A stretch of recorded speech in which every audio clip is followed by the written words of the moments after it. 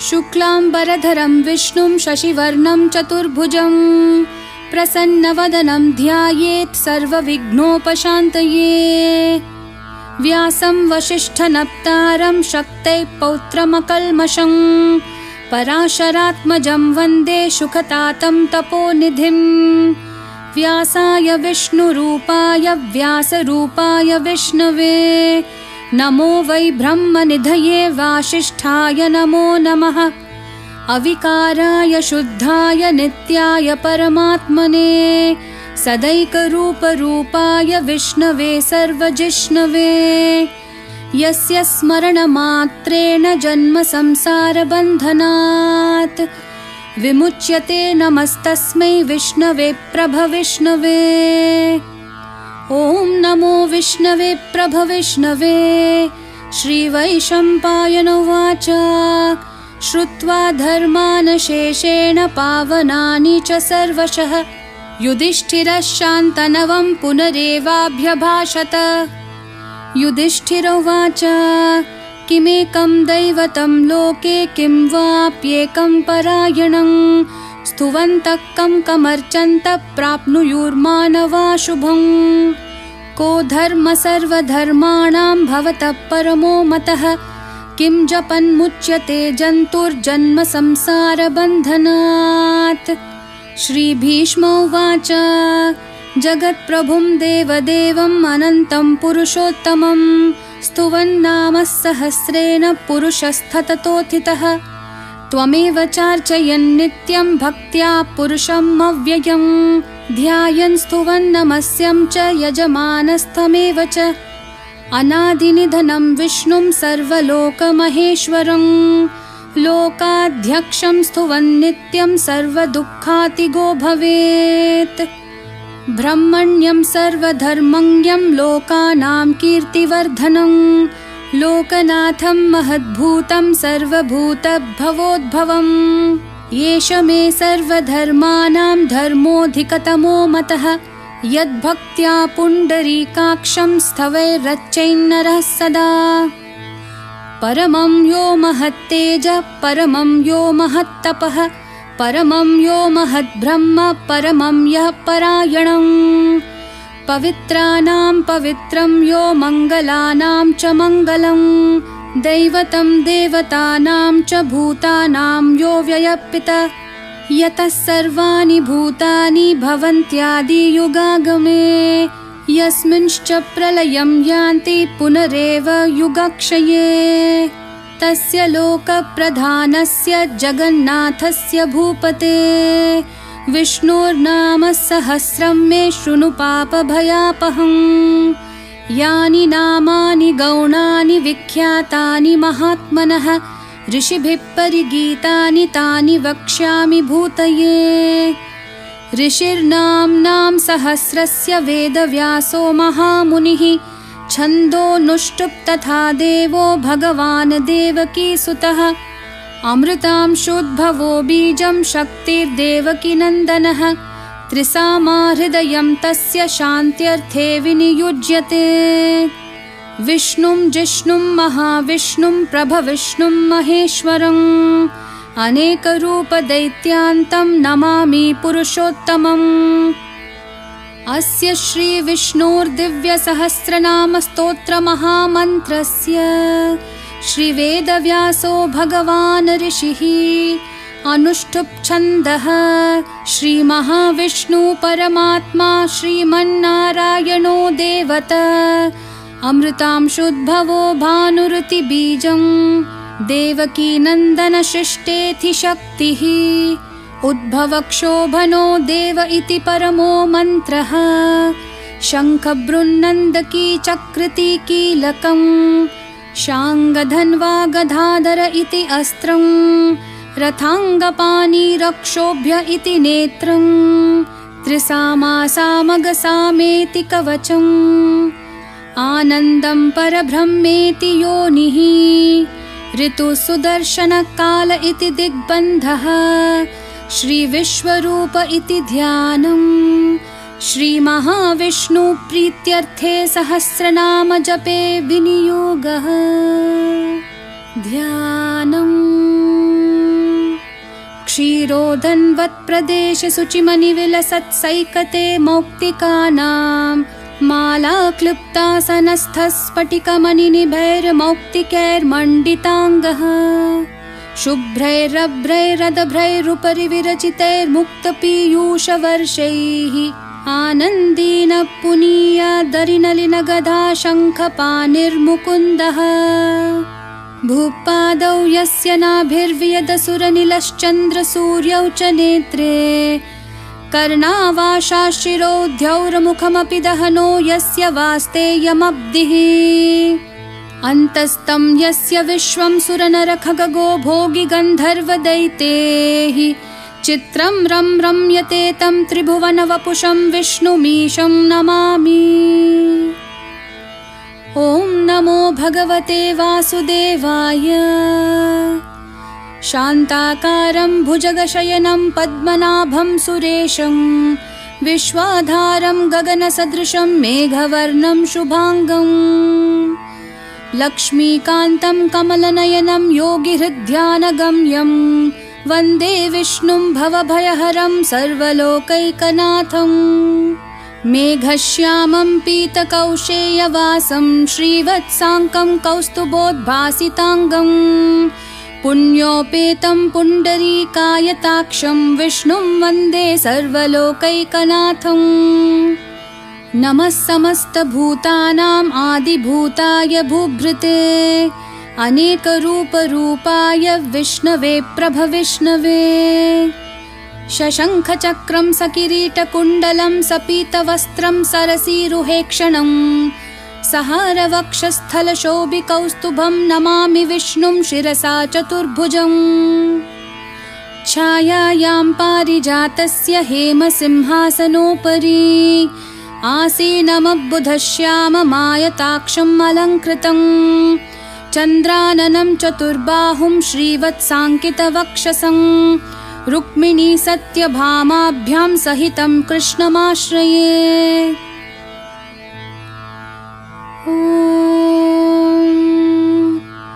विश्वं विष्णुर्वशत्कारो भूतभव्यभवत्प्रभुः भूतकृद्भूतभृद्भावो भूतात्मा भूतभावनः पूतात्मा परमात्मा च मुक्तानां परमागतिः अव्ययः पुरुषः साक्षी क्षेत्रज्ञोऽक्षर एव च योगो योगविधां नेता प्रधानपुरुषेश्वरः नारसिंहः वपुः श्रीमान् केशवः पुरुषोत्तमः सर्वः शिवस्थाणुर्भूताधिर्निधिरव्ययः सम्भवो भावनो भर्ता प्रभवः प्रभुरीश्वरः स्वयंभूः शम्भुरादित्यपुष्कराक्षो महास्वनः अनादिनिधनो धाता विधाता धातुरुत्तमः अप्रमेयो ऋषिकेश पद्मनाभोऽमरप्रभुः विश्वकर्मा मनुस्त्वष्टा स्थविष्ठस्थविरो ध्रुवः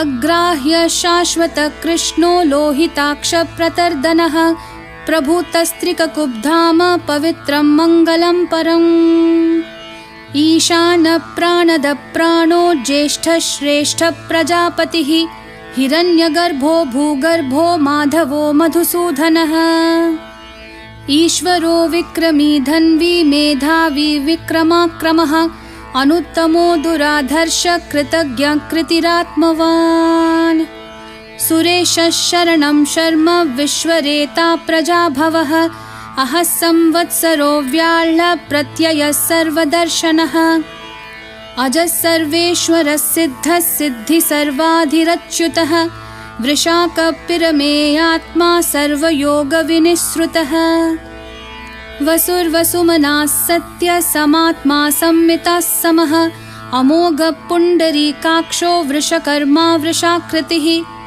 रुद्रो बहुशिरा बभ्रूर्विश्वयोनिः शुचिश्रवाः अमृतः शाश्वतस्थाणुर्वरारोहो महातपाः सर्वगः सर्वविद्भानु विश्वक्सेनो जनार्दनः वेदो वेदविधव्यङ्गो वेदाङ्गो वेदवित्कविः लोकाध्यक्षः सुराध्यक्षो धर्माध्यक्षकृताकृतः चतुरात्मा चतुर्व्यूहश्चतुर्धंश्रश्चतुर्भुजः भ्राजिष्णुर्भोजनं भोक्ता सहिष्णुर्जगदादिजः अनघो विजयो जेता विश्वयोनिः पुनर्वसुः उपेन्द्रो वामनः प्रांशुरमोघः सुचिरूर्जितः अतीन्द्रः सङ्ग्रहः सर्गो धृतात्मा नियमो यमः वैद्यो वैद्या सदा योगी वीरः माधवो मधुः अतीन्द्रियो महामायो महोत्साहो महाबलः महाबुद्धिर्महावीर्यो महाशक्तिर्महाद्युतिः अनिर्देश्य वपुः श्रीमान् अमेयात्मा महाधृदक् महेश्वासो महीभर्ता श्रीनिवासः सतां गतिः अनिरुद्धः सुरानन्दो गोविन्दो गोविदाम्पतिः मरिचिर्तमनोहंसः सुपर्णो भुजगोत्तमः हिरण्यनाभः सुतपाः पद्मनाभः प्रजापतिः अमृत्युः सर्वदृक्सिंहः सन्धाता सन्धिमान् स्थिरः अजोधुर्मर्शनः शास्ता विश्रुतात्मा सुरारिः गुरुर्गुरुतमो धाम सत्यः सत्यपराक्रमः निमिषो निमिषस्रग्वी वाचस्पतिरुदारधीः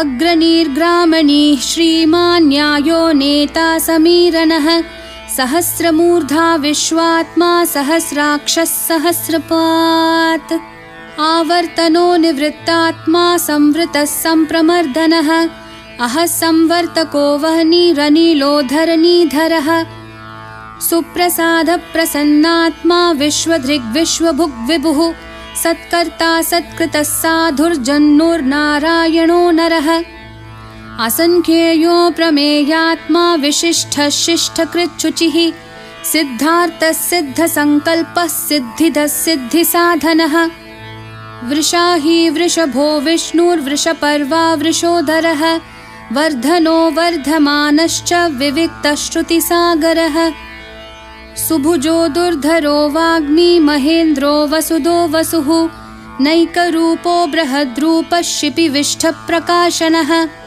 ओजस्तेजोद्युतिधरः प्रकाशात्मा प्रतापनः रिद्धस्पष्टाक्षरो मन्त्रः चन्द्रांशूर्भास्करद्युतिः अमृतांशोद्भवो भानुः शशबिन्दुः सुरेश्वरः औषधं जगतः सेतुः सत्यधर्मपराक्रमः भूतभव्यभवन्नाथः पवनः पावनो नलः कामः कामकृत्कान्तः कामः कामप्रदः प्रभुः युगादिकृद्युगावर्तो नैकमायो महाशनः अदृश्यो व्यक्तरूपश्च सहस्रजिदनन्तजित् इष्टो विशिष्टशिष्टेष्ट शिखण्डी नहुषो वृषः क्रोधः क्रोधकृत्कर्ता विश्वबाहुर्महीधरः अच्युतप्रतिथः प्राणदो वासवानुजः अपान्निधिरधिष्ठानम् अप्रमतः प्रतिष्ठितः स्कन्दस्कन्दधरो धुर्यो वरदो वायुवाहनः वासुदेवो बृहद्भानुरादिदेवः पुरन्दरः अशोकस्तारनस्तारः शूरः शौरिर्जनेश्वरः अनुकूलश्शतावर्तः पद्मिपद्मनिभेक्षणः पद्मनाभोरविन्दाक्ष पद्मगर्भः शरीरभृत् महर्धिर्ऋद्धो वृद्धात्मा महाक्षो गरुडध्वजः अतुलः शरभो भीमः समयज्ञो हविर्हरिः सर्वलक्षणलक्षण्यो लक्ष्मीवान् समितिञ्जयः विक्षरो रोहितो मार्गो हेतुर्दामोदरः सहः महीधरो महाभागो वेगवानमिताशनः उद्भवः क्षोभनो देवः श्रीगर्भः परमेश्वरः करणं कारणं कर्ता विकर्ता गहनो गुहः व्यवसायो व्यवस्थानः संस्थानस्थानदो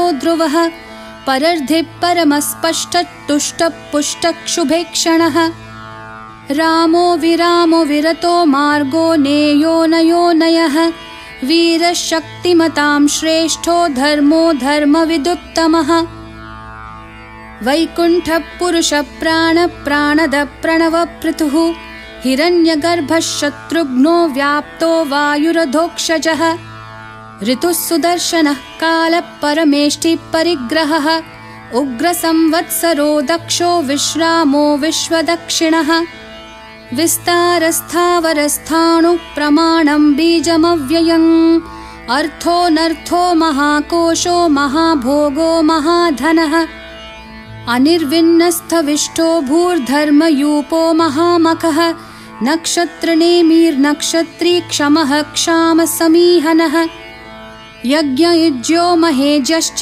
क्रतुः सत्रं सताङ्गतिः सर्वदर्शी विमुक्तात्मा सर्वज्ञो ज्ञानमुत्तमम् सुव्रतः सुमुखः सूक्ष्मः सुघोषः सुखदः सुहृत् मनोहरो जितक्रोधो वीरबाहुर्विदारणः स्वापनस्ववशो व्यापी नैकात्मा नैककर्मकृत् वत्सरो वत्सलो वत्सी रत्नगर्भो धनेश्वरः धर्मगुप्धर्मकृद्धर्मी सदसत्क्षरमक्षरम् अविज्ञाता सहस्रांशोर्विधाता कृतलक्षणः गभस्तिनेमि सत्त्वस्थः सिंहो भूतमहेश्वरः आदिदेवो महादेवो देवेशो देवभृद्गुरुः उत्तरो गोपतिर्गोप्ता ज्ञानगम्यः पुरातनः शरीरभूतभृद्भोक्ता कपीन्द्रो भूरि दक्षिणः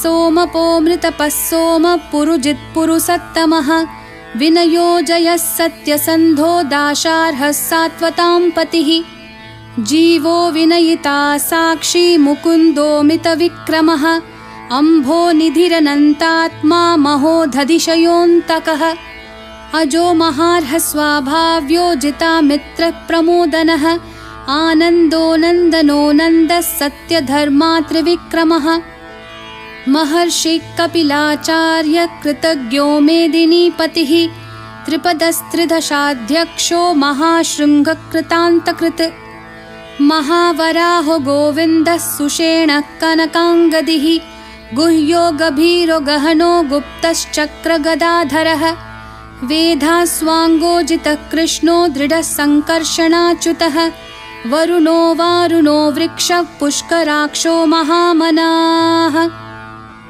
भगवान् भगहानन्दी वनमाली हलायुधः आदित्यो ज्योतिरादित्य सहिष्णुर्गतिसत्तमः सुदन्वाखण्डपरशुर्दारुणो द्रविणप्रदः दिवस्प्रक्सर्वदृग्व्यासो वाचस्पतिरयो निजः त्रिसामः सामगः सामन्निर्वाणं भेषजं भिषक् सन्न्यासकृच्छमः शान्तो निष्ठः शान्तिपरायणम् शुभाङ्गः शान्तिदस्सृष्टा कुमुदः कुवलेशयः गोहितो गोपतिर्गोप्ता वृषभाक्षो वृषप्रियः अनिवर्ती निवृत्तात्मा संक्षेप्ताक्षेमकृच्छिवः श्रीवत्सवक्षा श्रीवासः श्रीपतिः श्रीमतांवरः श्रीधः श्रीशः श्रीनिवासः श्रीनिधि श्रीविभावनः श्रीधरः श्रीकरः श्रेयः श्रीमान् लोकत्रयाश्रयः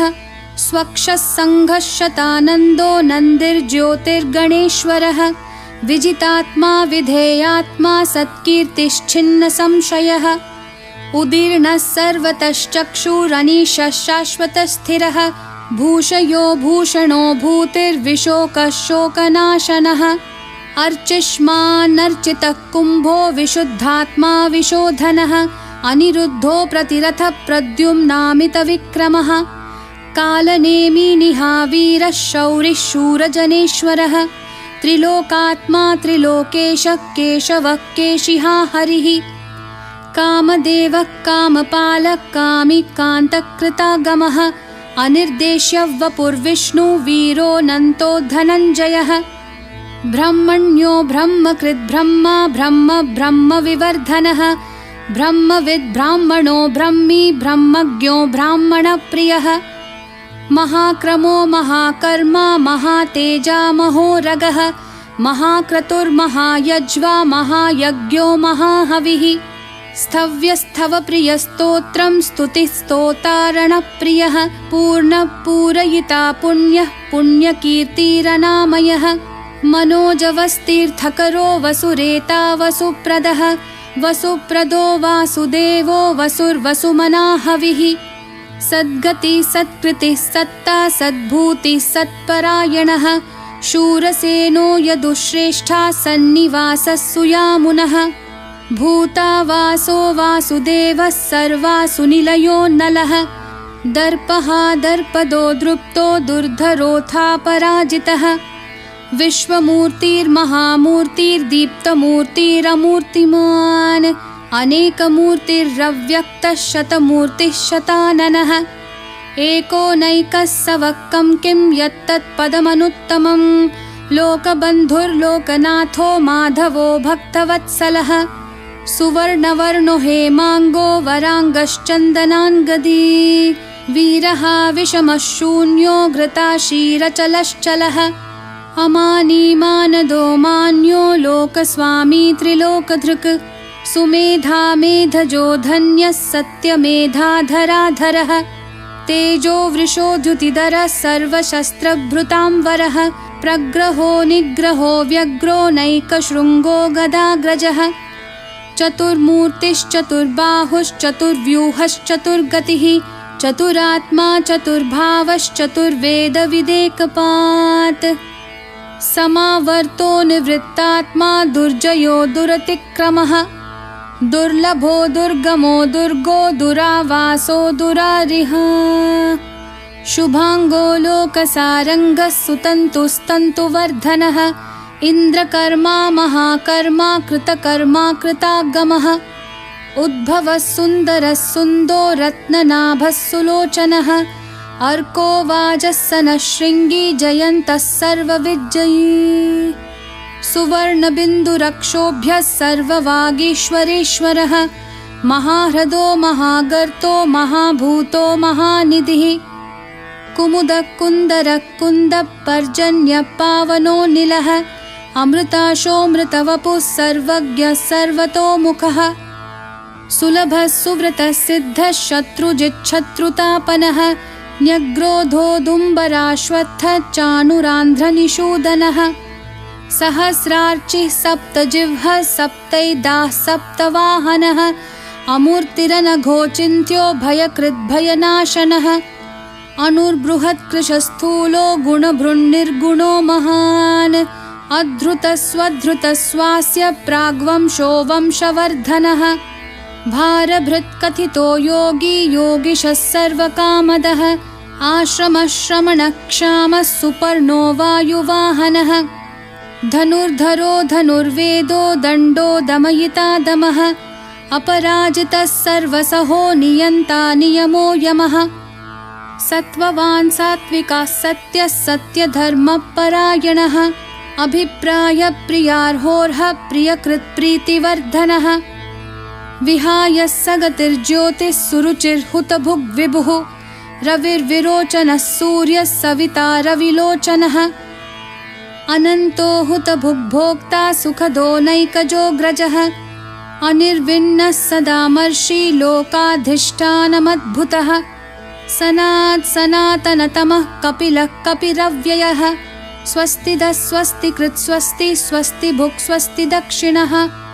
अरौद्रकुण्डलीचक्री विक्रमयूर्जितशासनः शब्दातिगः शब्दसः शिशिरः शर्वरीकरः अक्रूरपेशलो दक्षो दक्षिणक्षमिनां वरः विद्वत्तमो वीतभयपुण्यश्रवणकीर्तनः उत्तारणो दुष्कृतिः पुण्यदुःस्वप्ननाशनः वीरः रक्षणः सन्तो जीवनः पर्यवस्थितः अनन्तरूपोऽनन्तश्रीर्जितमन्युर्भयापहः चतुरश्रो गभीरात्मा विदिशो व्यादिशोऽधिशः अनादिर्भूर्भुवो लक्ष्मी सुवीरो रुचिराङ्गदः जननो जनजन्मादिः भीमो भीमपराक्रमः आधारनिलयो धाता पुष्पहासप्रजागरः ऊर्ध्वगः सत्पथाचारः प्राणदः प्रणवः पणः प्रमाणं प्राणनिलय प्राणभृत् प्राणजीवनः तत्त्वं तत्त्वविदेकात्मा जन्म मृत्युजरातिगः भूर्भुवः स्वस्तरुस्तारः सविता प्रपितामहः यज्ञो यज्ञपतिर्यज्वा यज्ञाङ्गो यज्ञवाहनः यज्ञभृद्यज्ञकृद्यग्नि यज्ञभुग्यज्ञसाधनः यज्ञान्तकृद्यज्ञगुह्यं मन्नमन्नादयेव च आत्मयोनि स्वयं जातो वैखानः सामगायनः देवकीनन्दनः स्रष्टा क्षितीशः पापनाशनः शङ्खबृन्नन्दकी चक्री शाङ्खधन्वा गदाधरः रथाङ्गपानिरक्षोभ्यः सर्वप्रहरणायुधः सर्वप्रहरणायुध ॐ नमः इति वनमाली गदीशाङ्गी शङ्खी चक्री च नन्दकी श्रीमान्नारायणो विष्णुर्वासुदेवोऽभिरक्षतु वनमाली गदीशाङ्गी शङ्खी चक्री च नन्दकी श्रीमान्नारायणो विष्णुर्वासुदेवोऽभिरक्षतु वनमाली गदीशाङ्गी शङ्खी चक्री च नन्दकी श्रीमान्नारायणो विष्णुर्वासुदेवोऽभिरक्षतु इतिदं कीर्तनीयस्य केशवस्य महात्मनः नाम्नां सहस्रं दिव्यानाम् अशेषेण प्रकीर्तितम् य इदं शृणुयान्नित्यं यश्चापि परिकीर्तयेत् नाशुभं प्राप्नुयात् किञ्चित् सोमुत्रेह च मानवः वेदान्तगो ब्राह्मणः स्यात् क्षत्रियो विजयी भवेत् वैश्यो धनसमृद्धः स्यात् शूद्रः सुखमवाप्नुयात् धर्मार्थी प्राप्नुयात् धर्ममर्थार्थी चार्थमाप्नुयात् कामानवाप्नुयात् कामी प्रजार्थी चाप्नुयात् प्रजाम् भक्तिमान् यः सदोत्थाय शुचिस्तद्गतमानसः सहस्रं वासुदेवस्य नाम्नामेतत् प्रकीर्तयेत् यशः प्राप्नोति विपुलं याति प्राधान्यमेव च अचलां श्रियमाप्नोति श्रेयः प्राप्नोत्यनुत्तमम् न भयं क्वचिदाप्नोति वीर्यं तेजश्च विन्दति भवत्यरोगोद्युतिमान् बलरूपगुणान्वितः रोगार्तो मुच्यते रोगात् बद्धो मुच्येत बन्धनात् भयान्मुच्येत भीतस्तु मुच्येतापन्न आपदः दुर्गान्यतितरत्याशु पुरुषः पुरुषोत्तमम् स्तुवन्नाम सहस्रेण नित्यं भक्तिसमन्वितः वासुदेवाश्रयो मर्त्यो वासुदेवपरायणः सर्वपापविशुद्धात्मा याति ब्रह्म सनातनम् न वासुदेवभक्तानाम् अशुभं विद्यते क्वचित् जन्म मृत्युजरा व्याधि भयं नैवोपजायते इमं स्तवमधीयानः श्रद्धा भक्ति समन्वितः युज्येतात्मा सुखक्षान्ति श्रीधृति स्मृतिकीर्तिभिः न क्रोधो न च मात्सर्यं न लोभो न शुभामतिः भवन्ति कृतपुण्यानां भक्तानां पुरुषोत्तमे द्यौसचन्द्रार्कनक्षत्राखं दिशो भूर्महोदधिः वासुदेवस्य वीर्येण विधृतानि महात्मनः ससुरासुरगन्धर्वं सयक्षोरगराक्षसं जगद्वशे वर्ततेदं कृष्णस्य सचराचरम् इन्द्रियाणि मनोबुद्धिः सत्यं तेजोबलं धृतिः वासुदेवात्मकान्याहुः क्षेत्रं क्षेत्रज्ञ एव च सर्वागमानमाचारः प्रथमं परिकल्पते आचारप्रभवो धर्मो धर्मस्य प्रभुरच्युतः ऋषयः पितरो देवा महाभूतानि धातवः जङ्गमा जङ्गमं चेदं जगन्नारायणोद्भवम्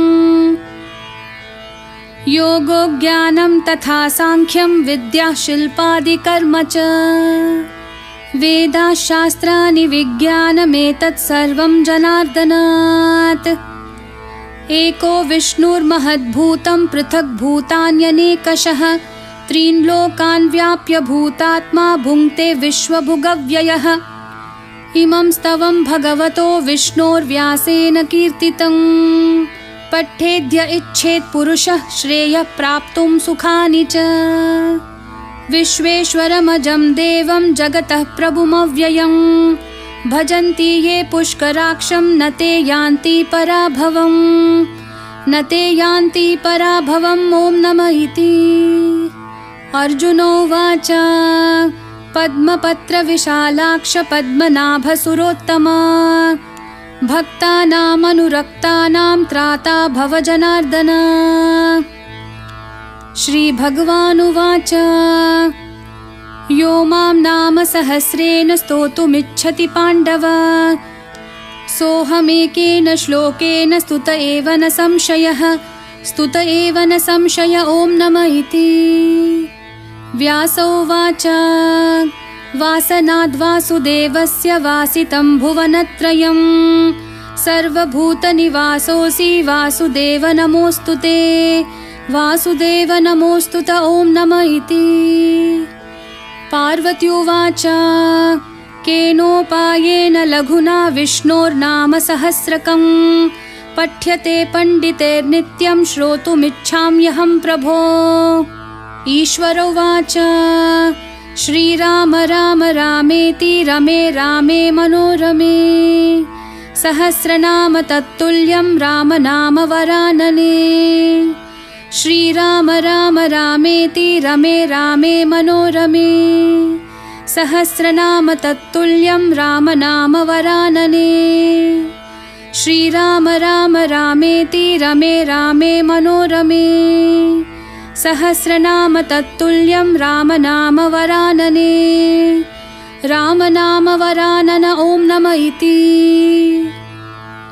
ब्रह्मोवाच नमोऽस्त्वनन्ताय सहस्रमूर्तये सहस्रपादाक्षि शिरोरुबाहवे सहस्रनाम्ने पुरुषाय शाश्वते सहस्रकोटियुगधारिणे नमः सहस्रकोटियुगधारिणे नमः। ॐ नमः इति।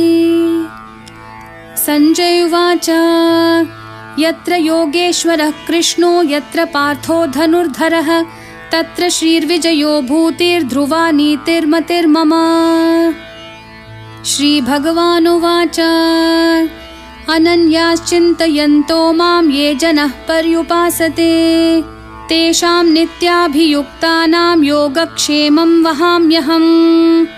परित्राणाय साधूनां विनाशाय च दुष्कृतां धर्मसंस्थापनार्थाय सम्भवामि युगे युगे। आर्ता विषण्णाः शिथिलाश्च भीताः घोरेषु च व्याधिषु वर्तमानाः संकीर्त्य नारायण शब्दमात्रं विमुक्तदुःखाः सुखिनो भवन्तु। कायेन वाचा मनसेन्द्रियैर्वा बुद्ध्यात्मना वा प्रकृते स्वभावात् करोमि यद्यत् सकलं परस्मै नारायणायेति समर्पयामि।